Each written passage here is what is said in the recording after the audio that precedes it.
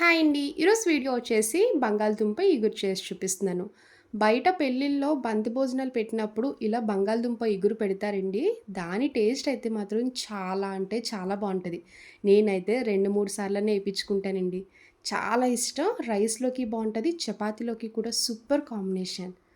అంతే టేస్టీగా ఇంట్లో ఎలా చేయాలో సింపుల్‌గా చేసి చూపిస్తానండి. మీరు ట్రై చేయండి. బంగాళదుంప, గ్రీన్ పీస్ కాంబినేషన్ అయితే మాత్రం సూపర్ ఉంటది. డెఫినెట్‌లీ ట్రై చేయాల్సిన రెసిపీ. ఈ బంగాళదుంప ఇగురు ఎలా చేయాలో ఒకసారి చూద్దాం రండి. ఇప్పుడు బంగాళదుంప కర్రీ చేయడానికి ముందుగా బంగాళదుంపలు తీసుకొని ఉడకపెట్టి ఇలా పక్కన పెట్టుకోవాలి. నేనైతే 4 తీసుకున్నానండి. ఒక 80% కుక్ చేయండి. మరి ఎక్కువగా కుక్ చేసినా కూడా మెత్తగా అయిపోతాయి. ఉడకపెట్టుకున్న బంగాళదుంపల్ని ఇలా మీడియం సైజ్ ముక్కల కింద కట్ చేసుకోవాలి. అలాగే హాఫ్ కప్ వరకు గ్రీన్ పీస్ వాష్ చేసి పక్కన పెట్టుకోండి. చూసారు కదా! ఈ సైజ్ పీసెస్ అయితే సరిపోద్ది. ఇప్పుడు కర్రీ రెడీ చేయడానికి స్టవ్ ఆన్ చేసి ఇలా కడాయి పెట్టుకున్నాక ఆయిల్ వేసుకోండి. ఈ ఇగురు చేయడానికి ఆయిల్ కొంచెం ఎక్కువే పడుతుందండి.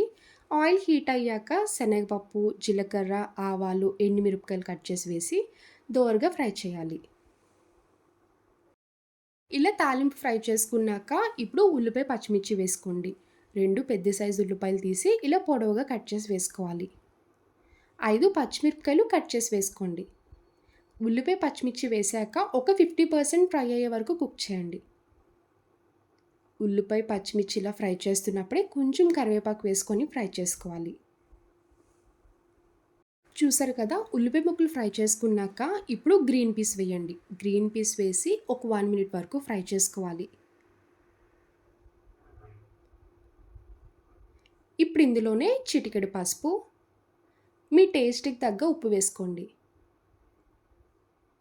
మీరు కారం ఎంత తింటారో చూసి కారం యాడ్ చేసుకోవాలి. స్టార్టింగ్ పచ్చిమిర్చి ఒక 5 వరకు తీసుకున్నాం కదండీ! ఒక స్పూన్ కారం వేసుకుంటే స్పైసీ కరెక్ట్‌గా సరిపోద్ది. హాఫ్ టీ స్పూన్ అల్లం వెల్లుల్లి పేస్ట్ వేసుకొని పచ్చివాసన పోయే వరకు ఫ్రై చేయాలి. ముందుగా ఆలు కుక్ చేసి పక్కన పెట్టుకున్నాం కదండీ! గ్రీన్ పీస్ కూడా ఇంకొక 2 మినిట్స్ ఫ్రై చేయండి. ఇలా గ్రీన్ పీస్ కంప్లీట్‌గా ఫ్రై చేసుకున్నాక ఇప్పుడు కట్ చేసి పక్కన పెట్టుకున్న బంగాళదుంపలు వేసుకోండి.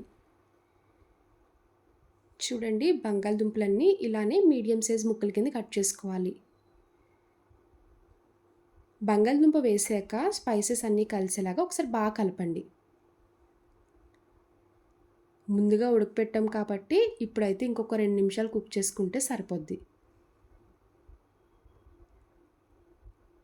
ఇప్పుడు ఇందులో half teaspoon garam masala powder వేసి ఇంకొకసారి కలుపుకోవాలి. చూడండి, వీడియోలో చూపిస్తున్నట్టు ఇలా ఆయిల్ సెపరేట్ అయ్యే వరకు దగ్గరికి ఫ్రై చేయాలి. అప్పుడే మీకు బంగాళదుంప ఇగురు అన్నది టేస్ట్ చాలా బావుంటది. ఫైనల్‌గా కట్ చేసుకున్న కొత్తిమీర వేసుకోండి. కొత్తిమీర వేసి ఇంకొకసారి ఫ్రై చేశాక వెంటనే స్టవ్ ఆఫ్ చేసుకోవాలి. చూసారు కదండీ! బయట బంతి భోజనాల్లో ఆలు గ్రేవీ కర్రీ ఎలా ఉంటదో అచ్చం టేస్ట్ అలానే ఉంటది. పిల్లలైతే ఆలు అంటేనే చాలా ఇష్టంగా తింటారు కదా! ఈసారి ఈ స్టైల్‌లో చేసి పెట్టండి. ఇంకా ఇష్టంగా తింటారు. ఇలా కొత్తిమీర వేసి ఒకసారి ఫ్రై చేశాక ఇంకా స్టవ్ ఆఫ్ చేసుకోవాలి. ఇలా కర్రీ రెడీ చేసుకున్నాక రైస్‌లోకైనా, చపాతీలోకైనా సర్వ్ చేసుకొని తినండి. చాలా చాలా బావుంటది. చూసారు కదా బంగాళదుంప ఇగురు. నా వీడియో మీకు నచ్చితే లైక్ చేసి షేర్ చేయండి. ఫస్ట్ టైమ్ చూసేవాళ్ళు ఎవరైనా అయితే ప్లీజ్ అండి ఛానల్ సబ్స్క్రైబ్ చేయండి. బాయ్ అండి.